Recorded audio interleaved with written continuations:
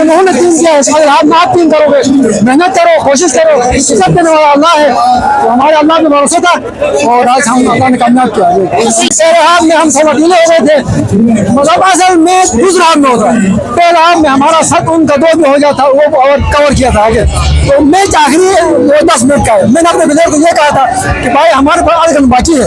पहले हाफ में उन्होंने 3 किया, आप 1 है, दूसरे हाफ में आप 6 करोगे और अपना हौसला पस्त नहीं करना, आखिरी बार तक, आखिरी मिनट तक कोशिश करना है और अल्लाह ने कामयाब। ये हमसे पूछना जख्मी वो होते, हम तो नहीं होते ना, बोनस हो गिरते, हम तो नहीं गिरते, उनको कहा वो नहीं गिरेंगे। जिसका दौड़ा अच्छा है, तावीज है, प्लेयर अच्छा है, वही तावीज है। यार टीम भी अच्छा खेली, हमारी शुरू से ही गेम अच्छी थी। बदकिस्मती से ये हुआ कि हमारे स्कोर नहीं हुए। हमने काफी अटैक किया, आपने देखा, तो स्कोर नहीं हुआ तो बस इसलिए हम हार गए। बाकी लाइफ में बात मुझे जाने नहीं, मैं ऊपर बुला रहे सारे।